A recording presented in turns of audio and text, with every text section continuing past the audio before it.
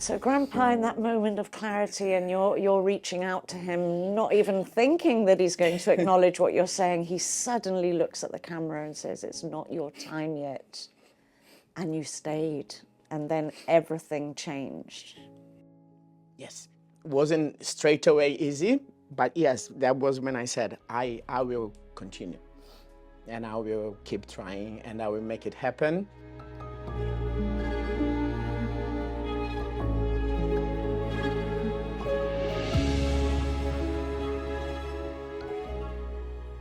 Welcome to the second part of Wally's story. We're going to pick up exactly where we left off, and that is how Wally ended up making Gibraltar his home.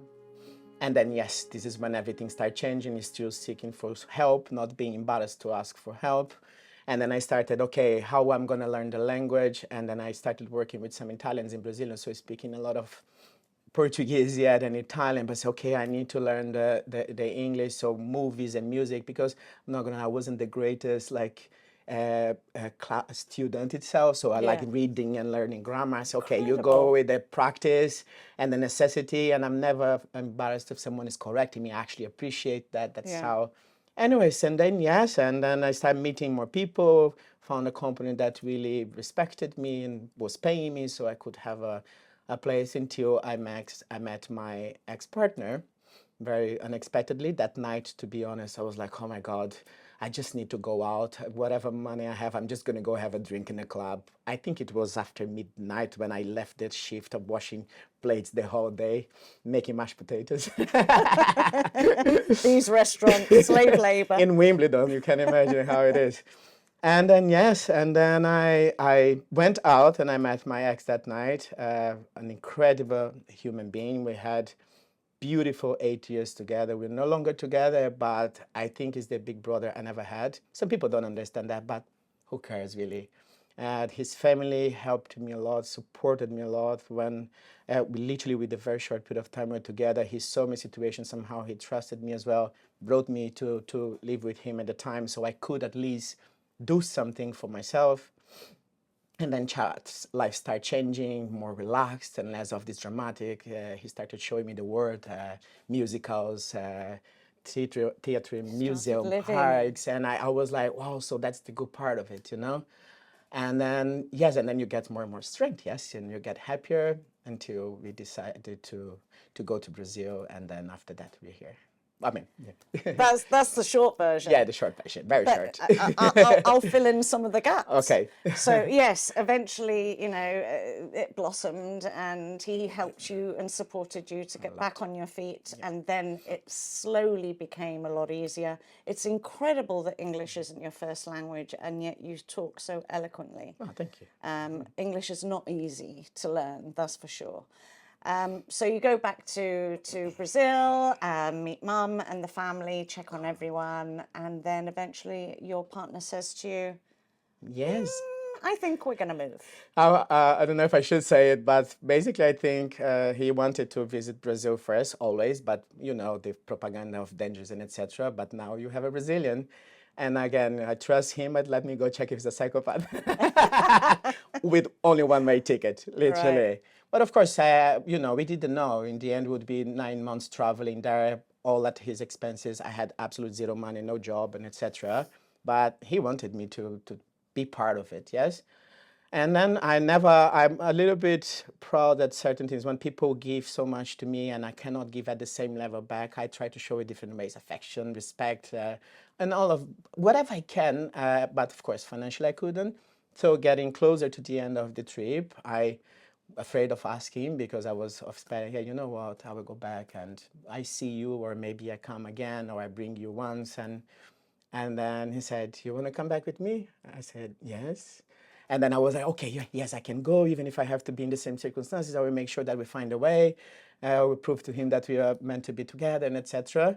And I said, okay, so let's get our civil partnership, because I want you to be able to work, be independent, and then, you know, and achieve your own rights. Yes, have rights and achieve your own success. And of course, that for me and for my mom, you know, it was, what is that? You know, like, what's going on now? And then I said, yes, yes, yes, yes. But then first, the funny part is, okay, so we have a few options. We have Malta, we have Cyprus, it has to speak English, blah, blah, blah. And we have Gibraltar. I say, yeah, absolutely. Where? I never heard the word Gibraltar before. If that was in school, I don't remember it. I definitely don't remember that. Never heard And I of say, it. yeah, for sure, let's go. No, it looks amazing. I started checking how it is, how the place is. And I said, yeah, I don't think we're going to stay there after a while. Probably just going to go back to London to myself.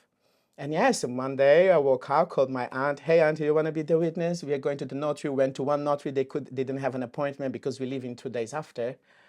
And then she said, what do you mean? And I said, yeah, I'm getting a civil partnership. I'm getting married because in Brazil, civil partnership is also getting married. And it's okay, let's go. And you know, when things are happening, you just have no idea what's going on. You're just doing it You're the same as it riding the was cloud, when I accepted. And then I went and yes, I saw myself by the end of that day married. Let's put it this way, like. And a brand new life on the Yes, horizon. and the ticket to go back and start a life. So that was over 10 years ago. yes. You have been a Gibraltarian for 10 years now. Yes, and February. so integrated into our society It's incredible. and our community, and you've done so well for yourself.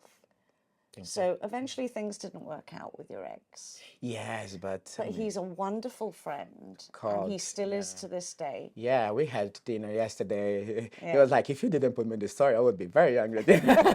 No, you know, people have to understand that. I mean, of course, I understand when a relationship is toxic, when a relationship is problematic, and there's abuse, but we never had that. How come I'm going to erase 8 beautiful years together and we just became, you know, like as a couple, it gets to the point you just become friends and you become best friends. And I don't think best friends should really be, you know, married.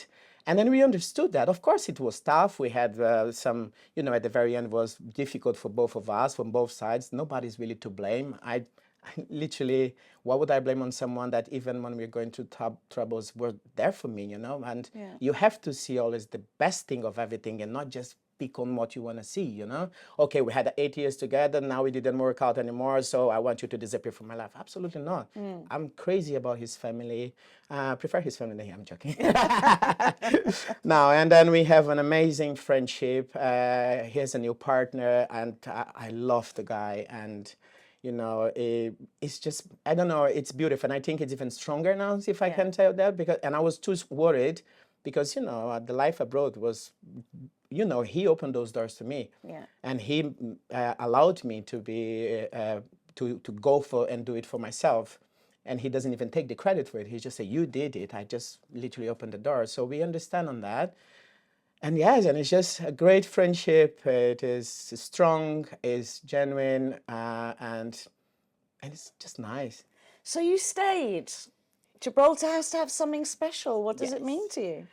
The thing is, I don't know what to say about Gibraltar. It's like you never. The thing is, when you go to live abroad, you learn that you never, no matter how integrated, you're never gonna be one of them. You're always a foreigner, right? But I don't feel this way. I don't feel this way in Gibraltar because first I came, not the language was still very broken, and I thought I would have to start with all those difficult parts, and then, you know, not that waitering is a bad thing, but washing, not even, and all of that. And then I applied for a job and I got an interview. They even mentioned to me, wow, you didn't answer exactly what we asked, but your charisma was so great, we just wanted to take you. You know, you would be great for the job at the time. And then since then, like working on the front desk, seeing people of Gibraltar and talking to everyone, you know, when you work for gyms, you see people all the time. That was incredible. I never felt for a second like, who is this stranger, or, you know, certain people say, we feel like hesitant of like, oh, let's not make friends because this person might leave soon. No, never. And then, you know, it's just then, yes, opened the door for my business to where I am now.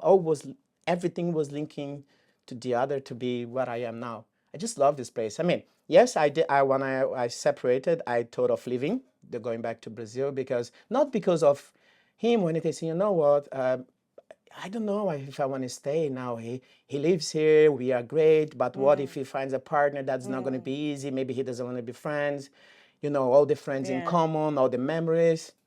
But no, I can't say what point I made that decision, but then I rented a place when I left his house. He allowed me to stay for as long as I needed.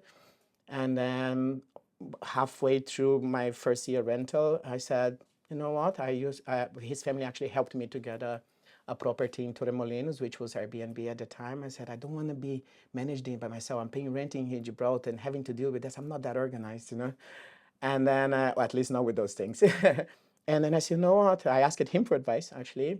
What do you think? And can you ask your family? Because they were the ones supporting me to be able to own something.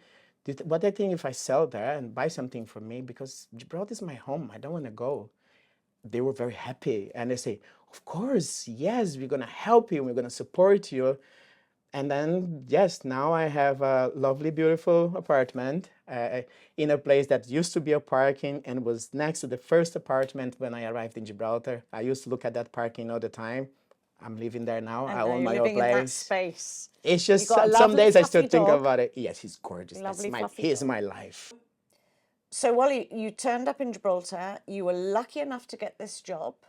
They loved you, didn't they, in Yes. the gym? And then door after door opened. But you also did your own business. Yes, I did. So how did things progress from that point in a strange place? Yeah, that's what I'm saying. The first job, I was introduced to Gibraltar. I was on a front desk selling memberships and talking to everyone. As you can see, I talk a lot. And I literally opened the doors. I was very welcomed and building relationships with people from all walks of lives. And then my progression was quite fast there. I started doing the marketing and then going for meetings with corporates and etc. And then people got to know me, and then when that employment ended, I said, okay, what I'm gonna do now? I'm gonna open my own business, because actually there's someone that really inspired me. That she said, Wally, you're so good with the social media management and the marketing. Why don't you do that? Because I don't have a degree or any of this. So like I have certificates for what I used to be doing back in Brazil, but not really anything like that. And I say, yes, actually sounds like a good idea. So my partner being a finance, and my partner at the time being finance, he helped me to open and make that happen. And then I called Wally Social, like finding the name and the marketing thing. And it did bloom literally. For the years that I had it, I saw myself working with the government and getting leadership trainings. Sometimes when I think you're giving leadership trainings and social media and marketing to like some well-known companies in Gibraltar, I would end it. I would be like, I can't believe this just happened. And I can't believe another person wants to work with me. Up to these days, people know that I have my job. They still come to me even though my business is no longer there. So it was a beautiful time, but I'm also, I didn't think that I would ever close it.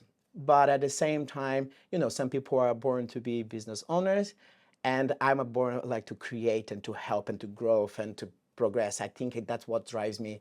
And then when the current employer now approached me, first I said, no, absolutely not. I'm good with my business. I never have a boss. I'm good the way I am. That person insisted. Then we had a chat. They said I could keep my business anyways. And then I started doing something that I've never done in my life. Of course, I hired people before, but never done that as a job. And then I accepted the job. Now, 4 years down the line, it's going to be now in April. I just decided, about 2 years ago, decided to close the business because I was happy. I was progressing very fast, especially for an organization, global organization like that. Got a global role and responsibility. And then after I closed that, and things went even faster, the visibility. Now I work literally with 35 locations in 20 different countries. I'm in a global communications team. I'm employer branding team and a marketing team and global recruitment. Sometimes I'm interviewing very senior people. I'm like, these people should be interviewing me, and I love it. It's just that journey, that my journey is literally nothing was expected. Nothing was expected. It was always like down and then all and up and then a little bit of down and up. But then from that moment on, it was just getting better and better. And then once I wasn't happy about something, I was then again, let me go again. And the company I am now really appreciates me. I have a lot of respect, even though I'm only being 4 years in the industry. I mean, far from where I want to be, but way beyond where I could ever possibly imagine to be. And the support they give me, the trust. I had a very good conversation today with my boss. So going for holidays, coming back with good news as well. I think it's just incredible. And then when you guys approached me as well, I was like, whoa, is that interesting to talk about myself? People say it, but you never think it's like, come on, it's a story only. And yeah, that's my journey in the professional side. And it is an incredible one, because when you think about this young boy playing on a farm in Brazil, from such humble beginnings, and then where you went to and how you picked yourself up and where you are today. I mean, I'm going to say it, 28 countries you've seen. Yes, yes. You And are a I want more. travelaholic. You've never got on a plane before, and now you've seen 28 countries. Yes, trust me, last I count the small ones as well. Yes, I'll count even if I step there for a little bit. But yes, I've had the chance first. My ex literally showed me the word, made me addicted to traveling. And to the point that now if I spend more than half a year without traveling or going at least to a short trip, that is like, no. And yes, I'm able to choose if like my favorite trips of the year and then plan something else. Last year, I was able to work and travel to my country to stay an entire month with my family. And it's just, I can't, as I said, I can't explain. It's just working. Still a lot for me to go. I'm way too far from where I want to be, but I'm so, so proud and so happy where I am now. And I still want to explore the entire world, if it's possible. What I find incredible, though, Wally, is that when you do travel and you open your eyes and experiences to other cultures and people and environments and everything that brings with it, you're still coming home to Gibraltar. Yes. Just little tiny Gibraltar. And that's still fulfilling you. It's fulfilling. I always say when I'm driving, maybe from the airport or from Malaga or from visiting a friend in Spain, as soon as I get to that view of Gibraltar, like at the very end in the clear view, I'm like, I'm home. You're home. I am home. And when I'm crossing, I'm entering, I'm like, yes. And I bless myself and I say, amazing time. And I get to my little dog and it's home. It's home. It's home, and hopefully we'll be home for life as well. That was going to be my question. Where do you see yourself? I see myself here for life. It's safe. I built my life, and I know the majority of my life is back in Brazil, but my success and my story is here. And yes, I would love to have my mom around. You know, my life has changed, as you can hear, as you heard, like too many times. We never know the future, but I see myself here for life. I see this as home, and I see having my mom next to me, and yes, in a bigger place. Hopefully another property, my job just flourishing the way it is, and yes, it's home, and we'll be home for life, even if I was not meant to be here anymore. First, I never understood a city country in my life. I was like, what does it even mean? And then the place itself, when I arrived, sorry, I didn't find it cute. Davis Tower Road, where I had my first place, I didn't really like it. I'm not gonna lie, being honest here. Found a little bit of a rough, of course. I was grateful, of course. I would never say that at the time, but I was like, you know, you are here in a sunny touristic place, and I felt a little bit strange about the place, but look at it now. Like, I can't recognize anymore Davis Tower Road, where I live through what it was 10 years ago.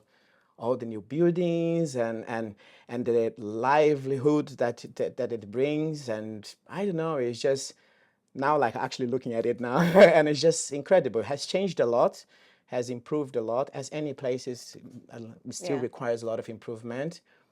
But it's just, it wasn't something that I expected, and now it becomes more than I could actually think as well. The way it looks, the way that the things are being introduced, the new things to do around Gibraltar. This side, for example, where I live, I lived in the South District with my ex, so you know the outskirts of Gibraltar. And now being on the side is just... On the busy side? Yes, and like in the metropolitan. Yesterday I was walking, I was like, oh, looks a little bit like São Paulo now with all this noise and constructions. A little bit of a bad comparison here, but yeah. Yeah. And you brought your mother over? Yes. What does she think? And I made sure we took a picture exactly where we took when there was a parking, when it was all our beginnings. And my mom loves the place. She would definitely come immediately if she could. Of course, too difficult for me to manage for both of us because I support her back in Brazil, which is easier for me, but also she has her family there. And then we see now as often as we can. Yeah. But yes, she loved it. She loves it. She can't wait to come back. And I can feel when I say, hey, Mom, this year I'm the one coming like last year. Oh, okay, you know, when are you going to come again? And I say, Mom, that's going to happen, but just give me some time. Just give me some space. Give me some space. I want to travel a little bit and then we decide. Well, soon I know that I would not even have to think. I would just book a flight and that's going to happen. Yeah. We both keep telling each other, just keep working and making our money to the point that we're just going to be enjoying more and more, because that's what happens to us. You speak 3 languages now. Well, I say I speak 3, but none perfectly. But none, well, your English is pretty good. But Thank you. Here is the question. Do you speak the old Janita? Well, I can say a few things. Are you picking that up? Yes, I mean, I work in an environment where there's a lot of people from Gibraltar. They speak the Lenito, the English, the Spanish, which still fascinates me. And I feel very proud of myself. Not the Lenito itself, but when I do speak the English and the Spanish in the same sentence, I'm like, here you go. You are now one of them. Because at the beginning, for me, that was unbelievable. I think the perfect example was I was still learning. I went to one company here in Gibraltar. And then, like, they're talking to me and they dropped it because the Spanish is not so far from Portuguese, but they dropped both. And I was like, I'm not so sure if I understood that. And today I just find it beautiful. And probably one of the accents that I can recognize across the globe.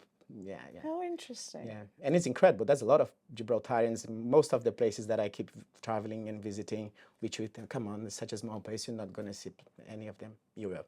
That's great set of work, mate. It's a great job. Yes. You've succeeded. Yes. You've been successful. You travel. If I could ask you one last question, it would be, what a roller coaster of a life. If somebody is in the doldrums, in one of those places where it's black and they cannot see the light, what advice would you give them, having been there yourself? First, allow yourself to be there. Because I think as humans, we always just want to not to have any bad experiences, and life is not like that. To be honest, if I have to think, my life has more downs than ups. But I've learned that allowing myself to be there, to cry, to shout, to want to give up, to all the bad things, all the awful thoughts that you can imagine has been to my head. But then, I don't know if I should say it, but my mom has a saying, you allow yourself to do that, you go and pee, and you come back, wipe your face, and carry on. Do that. Allow yourself to be there, but then get up. Go for it. The law of attraction say that, you mentalize, you visualize, and this is going to happen. But it's not you waiting for it. You have to actually stand up and get up and go for it. Make it happen. How? I don't know. Set lower expectations, maybe. You know what? That's my goal. And then if it fails, oh my God, fail. Yes, allow yourself to frustrate with the fails, but then go again. And then keep learning from the fails until something else comes. And then if this small celebration, this small winning literally comes to you, and then you'll be super happy about that. And then you keep motivated for the next one. Because possibly that's what's happening with the world now, all the bad things. But then if you have a small good one, you just go happy about it. Hold on to that. Hold on to that, because even if it's smaller, if it's just a little bit, way big, way too small, too close to your problems, that's going to give the strength you need to go to the next challenge, to the next obstacle. And it's that's how it should be. That's my message. Take the risk, try, don't sit and wait, and ask for help, be vulnerable. I mentioned to you my 8 minutes family, which are my closest friends. When I'm not in there, I say, I need your 8 minutes now. And I need to talk to you. They will drop whatever they are doing. They will come from wherever they are coming, and they will be there for me. I'm vulnerable. Sometimes I want them to listen. And you keep making life happen. And do what you like. Love traveling. Going tomorrow.